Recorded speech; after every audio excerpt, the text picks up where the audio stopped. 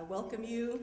I say thank you for everything that we've shared with each other as far as what we're doing in our communities to keep our students from dropping out and to increase our graduation rates. I have to tell you, I am so inspired. These last few days have really inspired me. I learned so much from the presentations I attended. I think the first one I went over a number of times. And I'm really happy to be introducing Dr. John Molina because for me he exemplifies what education is really about. You all can take a look at his very short biography in your programs, but 90% of it is not there. So just to give you a little bit about what I know is if you drive through the community of Guadalupe, which is a traditional Pascua-Yaqui town here in the Phoenix area, you'll notice that there's a clinic there called La Fuente. And, I don't know, maybe it was a couple of decades ago at least, he started that clinic. And this was after he went to medical school. And I believe one time he told me he started med school late. He was a non-traditional student. Maybe he was 25 when he started. And, for most people, it's like you have to go right after you finish college. And something inspired him to do this for his own community. But you can't do these things without education, right? So a number of years later, I ran into him again, and he said he was going to law school. And I'm like, whatever for? You're a medical doctor, why would you go to law school? But he felt like he needed that background, and it was going to be able to, enhance what he could do for his own community. A number of years later, he was helping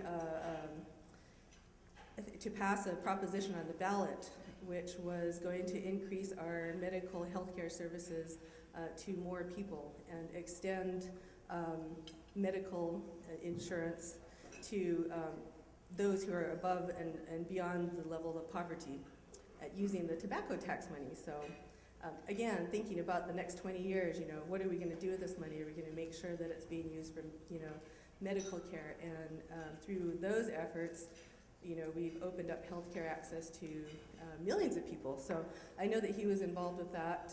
And then I ran into him again, and he was actually running at the access department, for the state. And those of us who are tribal liaisons, we like to know where the Native people are in various departments. Well, he wasn't the tribal liaison, he was actually running the whole department. So I knew we were in good hands then. And I know we're in good hands now. He's currently running PIMC, which we all lovingly know is the Phoenix Indian Medical Center, of which I am also a happy customer, so thank you for the incredible service that we get there. But if you were to look at his resume, you would see all of these things, and it would just be words, and you would think, wow, this is incredible overachiever. But when I think about what I've seen him achieve over the past 15 years, I don't think of the word achievement. I think of, I would say, an incurable optimist. That's what I see when I see his credentials. And knowing him and knowing what he's done over the past 15 years, all I can say is that it makes me proud to be an Arizonan. So I would like to welcome Dr. John Molina up here at this time.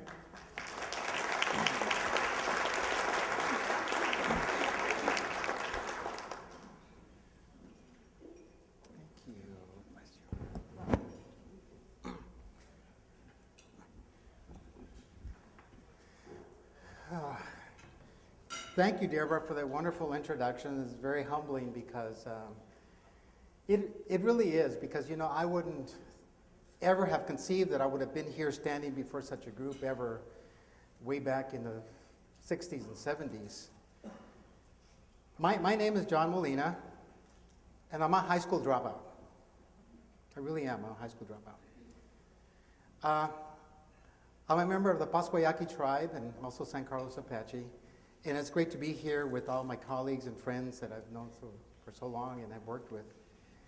And what I want to share with you really is my story. And it's really about education.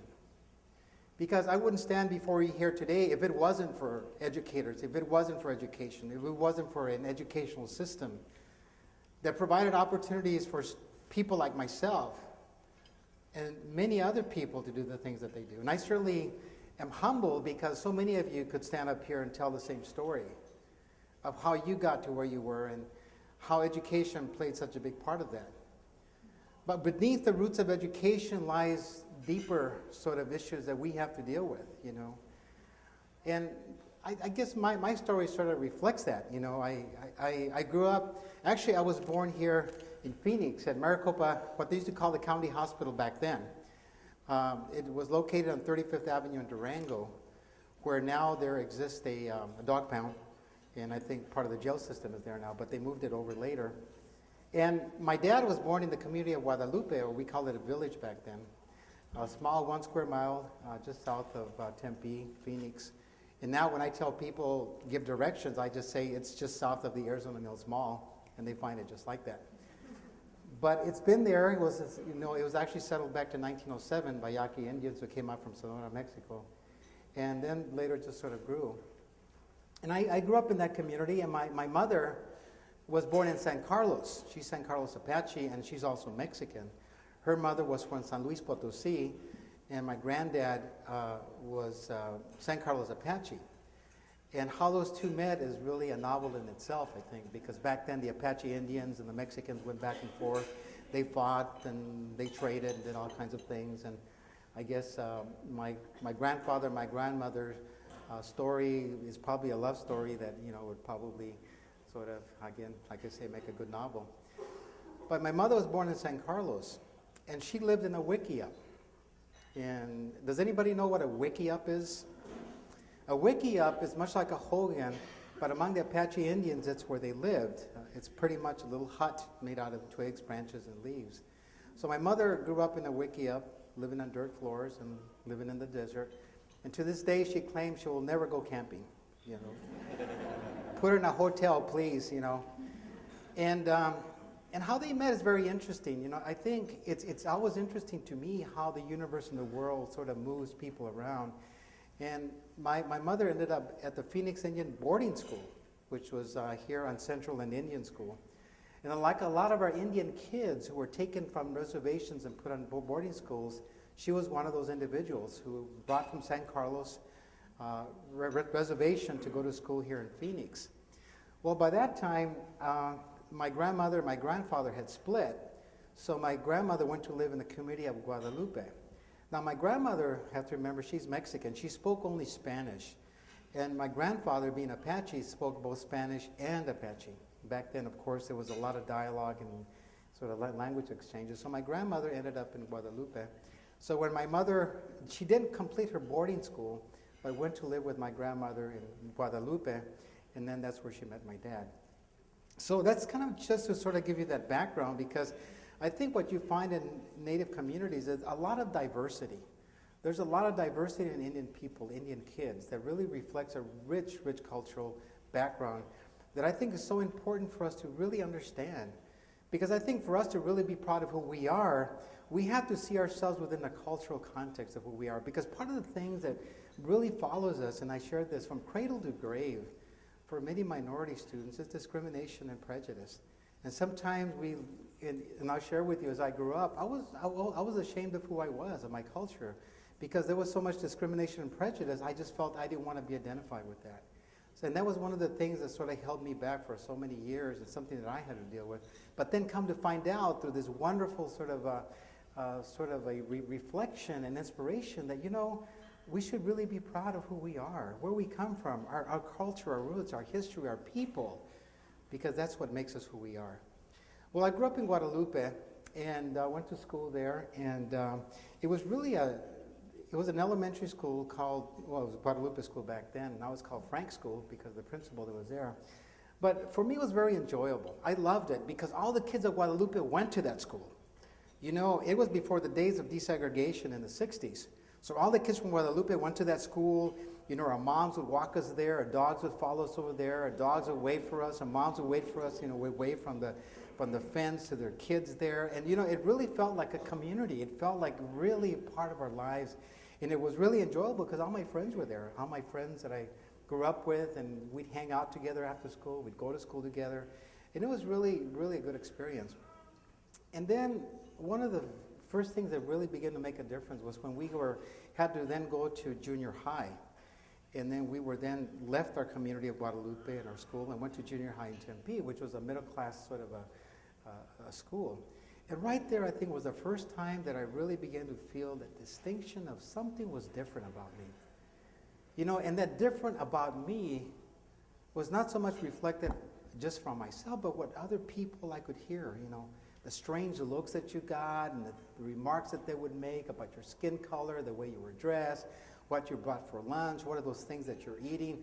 It kind of made you feel a little bit different. And that sort of feeling of a difference didn't feel very comfortable to me, you know. And that's when I started really experiencing this sort of tension inside me that I was different. But unfortunately, that difference to me felt like I was also maybe a little inferior, that I was not quite what people in the world expected to be. And it was unfortunate because during that junior high school experience, a lot of my friends dropped out of school.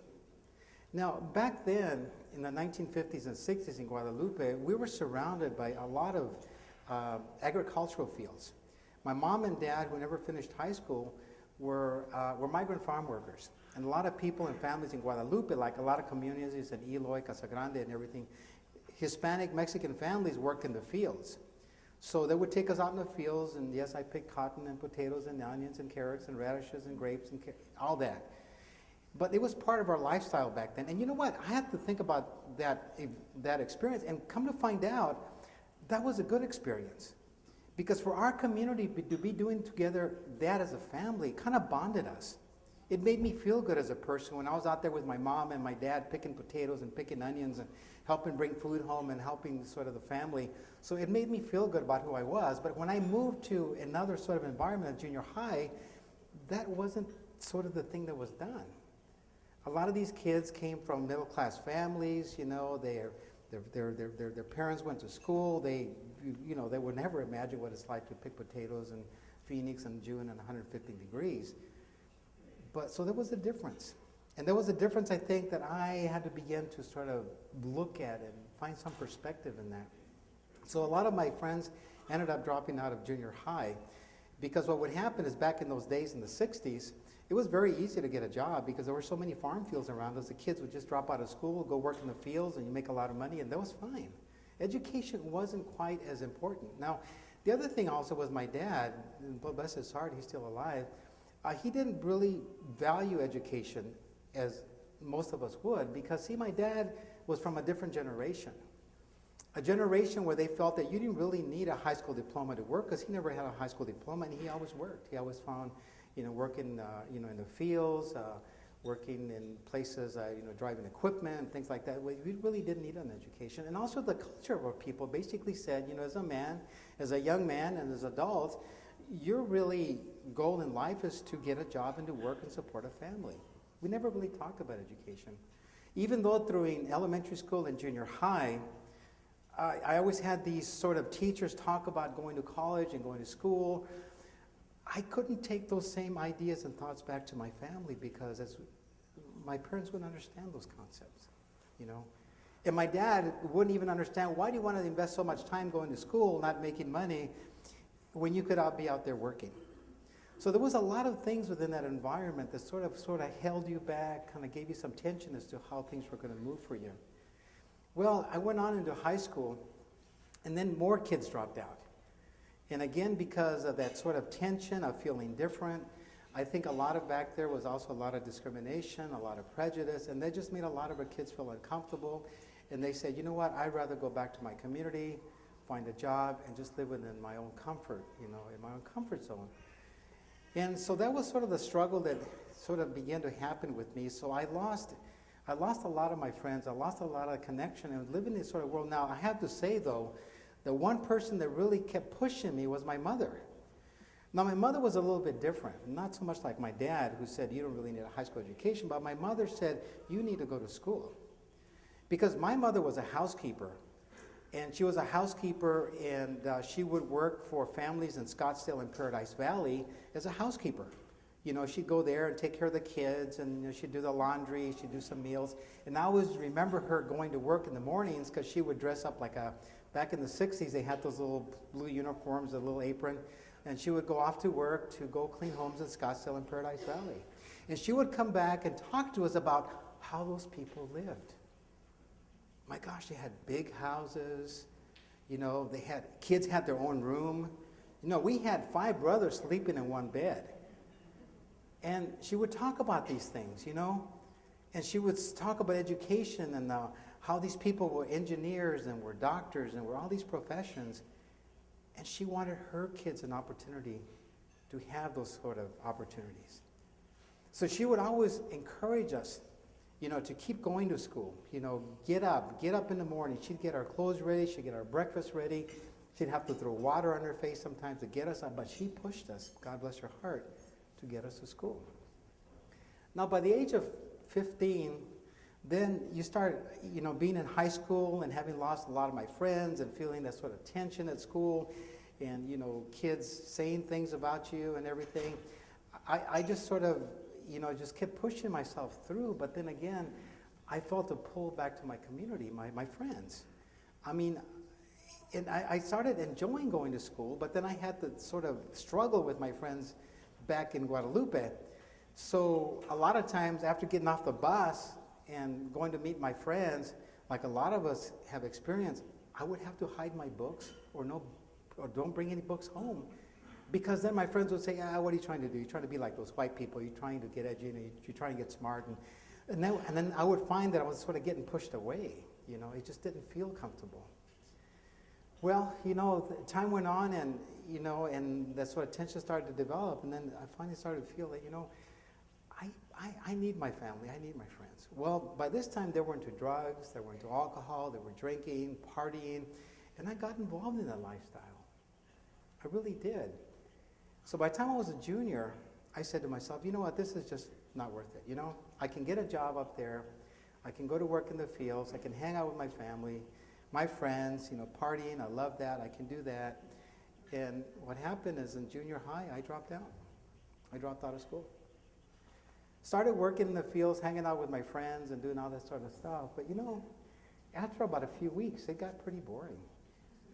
You know, it really did get boring. You know, and I guess there was just something inside of me that felt that I wanted something different in my life. So after about a couple months, I decided to go back to school. And fortunately, the school worked with me and got me back in school again, and then I graduated from high school. I graduated from high school, but I really didn't know what I wanted to do. You know, I said, okay, my mom was happy I graduated from high school. And my first job out of high school was a garbage collector. It was easy with the city of Tempe. I worked as a garbage collector. And I was out there, you know, collecting garbage and, for about a year. And afterwards, I decided, you know what, this is too hard, you know, especially in summers. I mean, we're getting close to 100-degree, 115-degree heat. And that was a time back in those days when the garbage collectors would hang in the back of the trucks and be riding the trucks and throwing garbage in there. It was fun, you know, we used to hang out with my buddies and, you know, we'd party a little bit. But then I just didn't think that was it, you know, at least for my life. So then I decided to go back to school. Now you see, there was something about school that I always enjoyed, and I think it was always for me the appreciation that I got from my teachers. There were always teachers in my life that would encourage me, you know, that would talk to me. And I think a young man at that time, I really needed that. I needed someone to sort of talk to me and encourage me, you know, and listen to what was going on with me, you know. So I went back to school. I went to Mesa Community College and went there for a couple of years, and I wasn't sure what I wanted to do, except for the fact that I enjoyed drafting, so I decided to get a degree in mechanical drafting, and I did. I got a 2-year degree in mechanical drafting. And I got that degree, and I was actually going to get hired by Honeywell. They were looking for people to hire on, and they would send me back to school to become an engineer, and I said that was really great. And but then I really wasn't sure that's what I wanted to do, you know.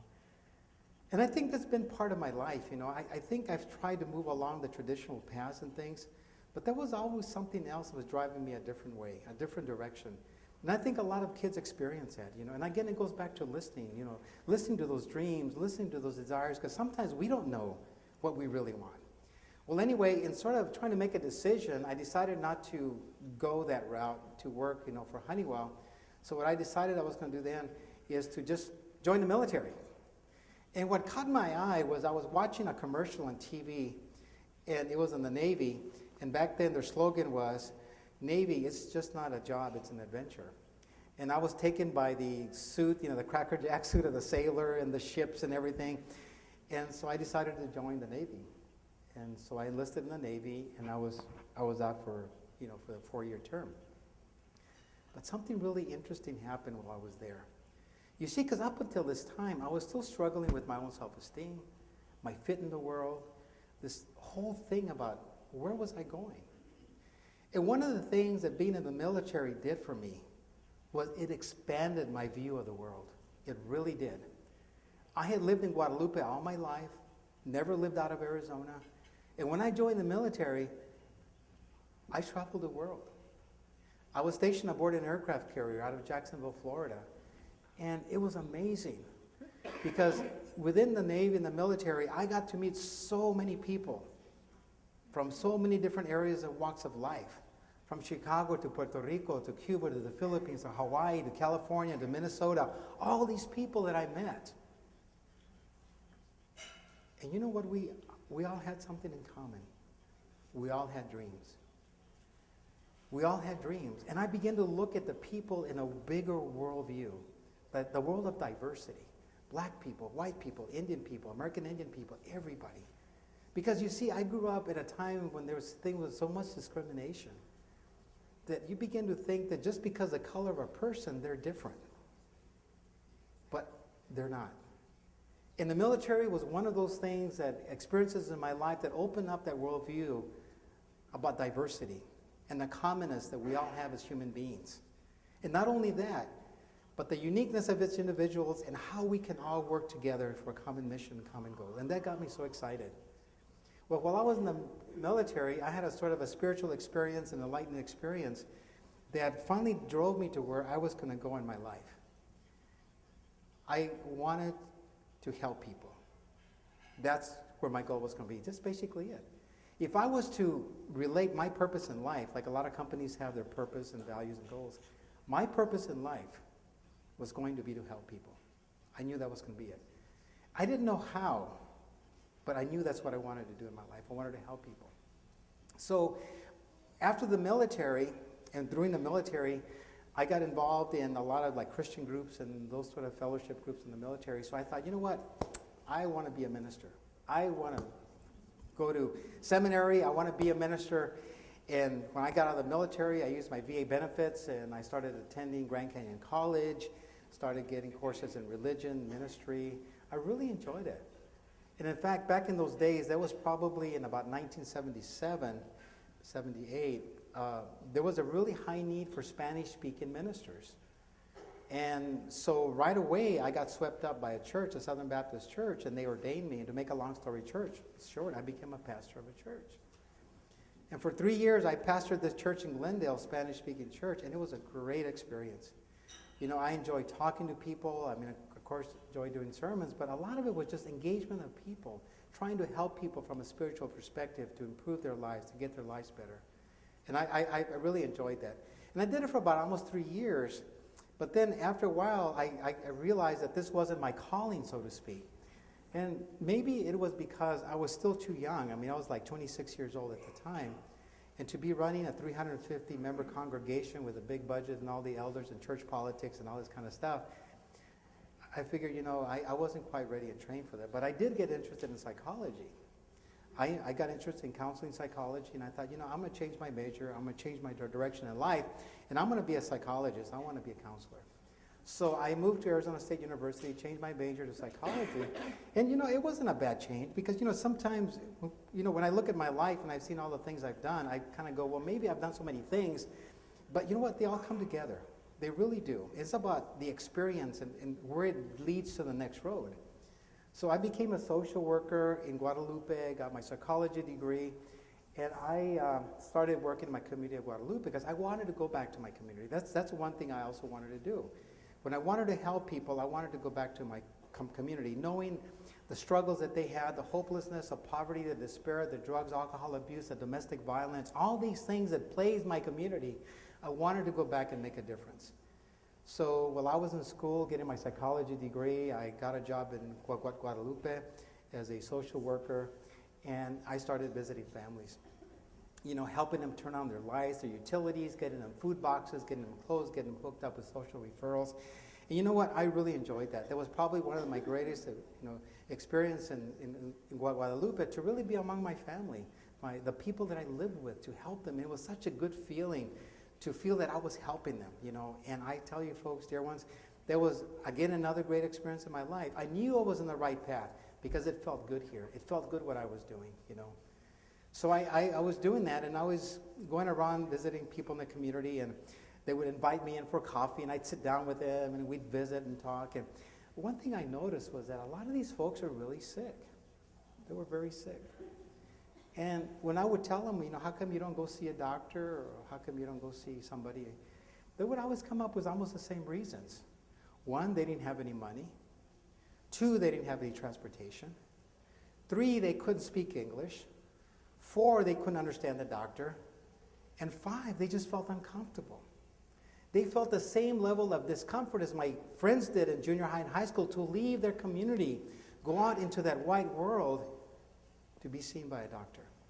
They would rather stay home and take care of themselves with their little herbal traditional treatments, their teas, their salves.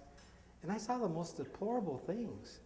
Huge, horrible skin infections, gangrenous toes falling off, but yet taking care of themselves, having their little saints and praying, you know, that they would get well and they would get better.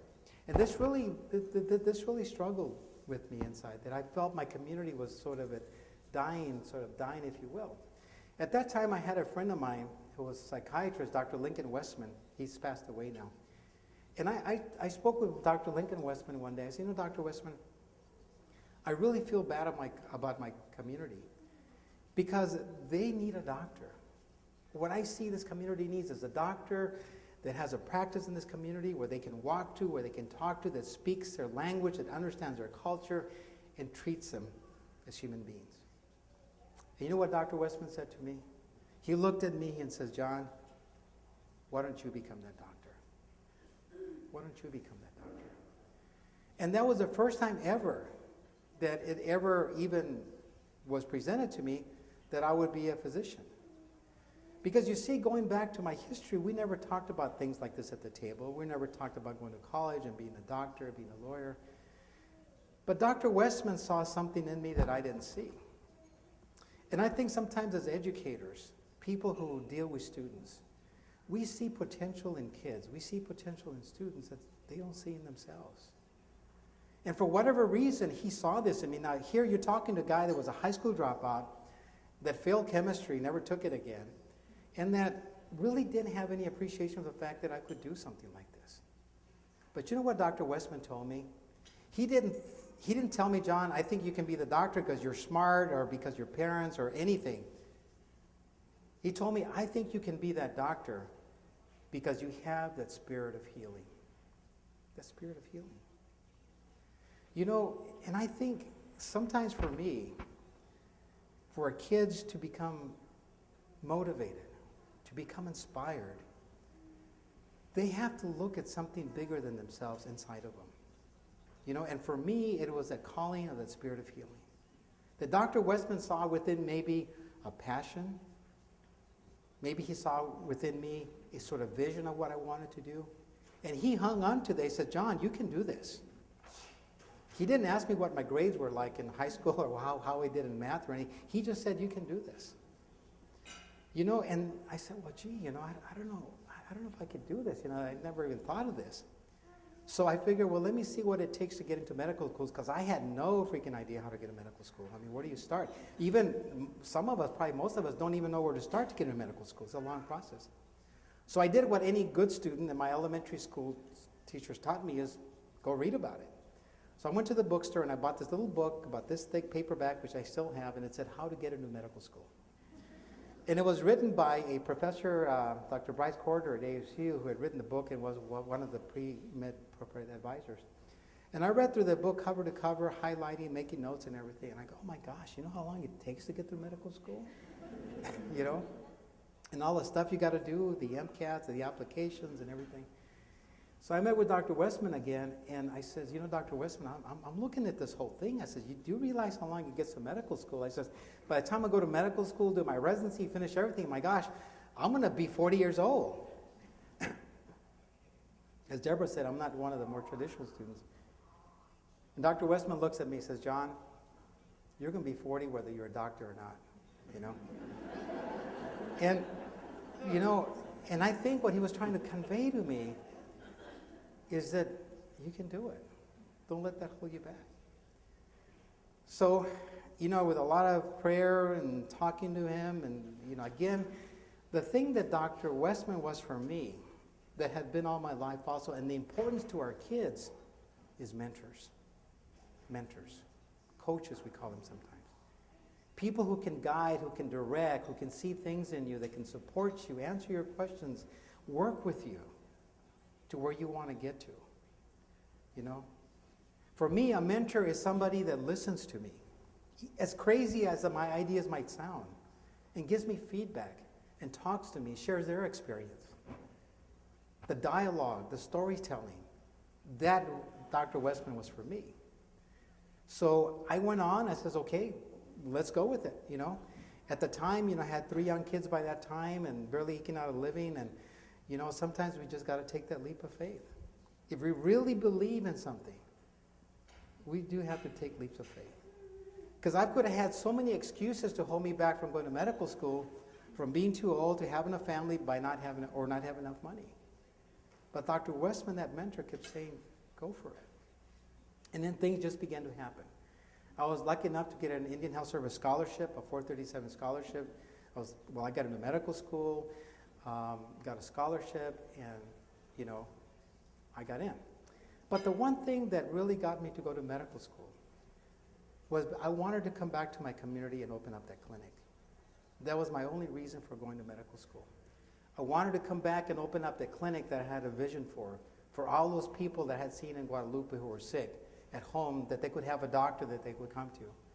So for me, that whole process from pre-med work through medical school, that vision was always before me to have the clinic. And I'll tell you, dear ones, that really what drove me, you know. Now, it wasn't easy getting to medical school. In fact, when I was in pre-med, I took my chemistry class, and guess what? I failed it. I failed my first chemistry class. And it just threw me for a loop. And again, I thought, you know what? I can't do this. I'm not smart enough. But then again, Dr. Westman says, just do it again. Just do it again. This time I was lucky enough to get a really, really good professor. Again, who was a mentor, and she worked with me. She would spend time with me to get through those chemistry problems. And you know what? I not only got to learn chemistry, but I got to enjoy chemistry. And I think that's where our students get to at some point. It's just not a process of learning and memorizing. But some mentors, some instructors can get you to the point where you actually love chemistry. And you know why? She loved chemistry. I mean, she made it her life and her enjoyment, and she reflected that on me. So it was that sort of, again, a mentorship, again, a chemistry professor that got me through this. So all through medical school, that drive in my mind to come back to my community to open up a clinic. And I went on to graduate from medical school, and I went on to do my residency in OBGYN. I finished that. And then when I got done, I went back to work for Indian Health Service. In 1994, I was hired by Indian Health Service at Phoenix Indian to be one of the OBGYN doctors. And I was very lucky because that was part of the payback. The Indian Health Service paid for my scholarship, and then I was going to go back and work for Indian Health Service. But everything worked out really nice because I got a job right in Phoenix, just 12 miles from my home. So now was an opportunity to go back to my community of Guadalupe to open up that clinic. Now that in itself was a very interesting story because, you know, what I also learned along that line was that a lot of times there's students who work so hard to get that education, to go through all the work, to come back to help their communities, many times find it difficult to be accepted by their community again. And I think a lot of times our students are frustrated and discouraged by that, and they leave. Let me tell you my story. I became a physician. I was working. I wanted to come back to my community of Guadalupe to open up a clinic. I didn't know where. I didn't have a business plan, but I knew I wanted to come back. So I started talking to people about where we could sort of organize people around to open up this clinic, and I started talking to the mayor. The mayor at that time, she's passed away now, but I remember talking to her. And it wasn't like I was unfamiliar to her. I knew her. I grew up with her sons. We played baseball together. And when I told her that I wanted to come back and open up a clinic for the community of Guadalupe, she looked at me and says, "What do you want from us?" You know? Because you see, in at least my community, a lot of times they look at professionals like doctors in a whole different perspective. You see, doctors have this sort of a picture of people who make a lot of money off of sick people and don't really care about anything else but themselves. So when I went out and I got educated and I came back, it was almost like I had sold myself out from being a real community member to being an educated physician. So now she was very suspicious. That why would you want to come back unless you want something from us? Unless you want to take advantage of us, is what she used, her words. And I appreciate her candor, her openness with me, because that was sort of the sentiment of someone coming back. And I think a lot of times, as I said, some of our students want to come back. They want to make a difference. And they find it difficult to find that acceptance in their communities for whatever reason it might be. But I persisted. I said, you know what? We can still do this. So, albeit what she had said, I figured, let me just give her time. Let's just work this. And I did. So I began to do some community organization, got some organizations together, and we started getting plans and getting this clinic together. I worked with a local church. We got a building, and we started our clinic. At first, it was just volunteer. I would come out of work Tuesday and Thursday nights, go there. It was a little empty building that had been built in the 1940s as a clinic for people in Guadalupe. It was like a circle of life, you know. But not only that, in that same clinic that I started, in that building, my mother got her prenatal care for me in the 50s. So you see, one thing that I began to see that evolves in our lives is this sort of circle of life that sort of follows us, these opportunities. And what I began to see in my life that really made a difference, that made it really strong, was that there was a purpose for me. You see, when I was in medical school, I had the very distinct advantage and opportunity and honor to spend some time with one of our Yaqui traditional healers, a medicine man. He's passed away now. But Mr. Yokiwa and I would spend time under a mesquite tree when I was in med school, and he would talk to me because I wanted to learn, what is traditional medicine healing all about? Well, he talked to me about the herbs that they use and the ceremonies, but the most important thing that he reflected to me was it's all about the spirit of the healer, the spirit, the intentions of what you want to do and what you want to contribute. But then he went on to put it in the context that people who want to help other people are all healers. Whether you're a psychologist, social worker, educator, doctor, we're all healers.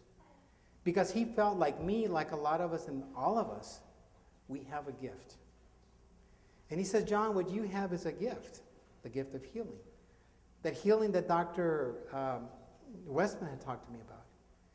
And a lot of us, we look at our interests and our education in academic terms and experiential terms, but when you come down to it, the interpretation of Mr. Yokiwa was that you're a healer. Because your gift, your experience, your education is there to help other people. Whether it's to lead students, whether it's to mentor students, whether it's to provide health care, to provide teaching, to provide education, all these things are gifts. And being as it is a gift, it has a very, very strong spiritual source. Something that should be protected and valued and given back again. So that is the context that I saw what I had and what you have as a gift. And that we have a purpose. And as I began to learn that throughout my life, that there was a gift and a purpose in my life, then it really opened up every opportunity to continue to move, to be inspired, to be motivated. Because as a lot of us have through our lives, we have a lot of discouraging moments, failures, discouragement, barriers, challenges. But it's that gift and that purpose in our life that continues to drive us, to move us forward, and open up new opportunities in our life. Well, that clinic in Guadalupe, when we opened it up, it was just myself and my mom, some of my family members. I used to go on Saturdays and sweep out the little clinic and get things ready and call my friends who were doctors and say, hey, can you give me supplies, donate supplies? And then one day when I was out there clinic, there was a knock on the door. And I go, my gosh, who could that be? We're not even open yet. And I opened the door, and there was a little teenage Yaqui girl at the door. And I looked at her, and she said, is this where the doctor's at? And I go, it kind of took me out for a second. I said, oh, wait a minute, I am the doctor, you know? And she stood there. And what amazed me is that we haven't even advertised, but already the word was out. There's a doctor in town. And I remember being in my jeans and T-shirt and a broom, and I said, Shira, come in. I sat her down in a folding chair. That's all we had at that time. And I said, how can I help you? She said, well, I got this little rash on my knee that won't go away. Took a look at it, and it was a little fungal infection. I said, oh, we can take care of that. I go, I'll get your medicine. I'll take it home. She said, okay, great. And she walked away. I went to Walgreens and bought some antifungal cream and took it to her and told her how to do it. And she was happy. Her mom was there. Walked away. And you know what? My heart was just beating with joy. If I would have died that moment, I would have been truly happy and satisfied that all my training in medicine, medical school, helped that one little girl. But from then on, the clinic just began to grow, and so many stories attached to it and the people that we took care of. And I really found that then that was my purpose, to be there in Guadalupe, and we were there for 14 years. And during that time, we saw a lot of different things, of the families who came in from Guadalupe, and then I felt, it was time to give back again. So I started taking on students. High school students would come and help me and spend time with me at the clinic, because I wanted to be a mentor to them too. Because it's all part of giving back and being able to provide that sort of guidance and mentorship. And it was great. I really enjoyed working with the students, some high school students and pre-med students from ASU. And now these students are doctors, And it feels good that we could be a part of it, that we could see where these folks went on to make a difference in other people's lives. And then, as Deborah was sharing with you, is even though I enjoyed taking care of patients one-on-one, which I really did for many years, there was a bigger picture in healthcare. The disparities that existed in healthcare, the inequities of healthcare, the underfunding of healthcare, the all uninsured people of healthcare. And I got a great opportunity to be involved in one of the voter initiative propositions to raise the eligibility level for the Medicaid population. And they got me really interested because, as I said, as a doctor, I enjoyed taking care of patients one-on-one, but when I saw where changes in policy could really make a difference in improving the health care, of raising up all the boats, if you will, for the people of Arizona to have health care, it was really exciting.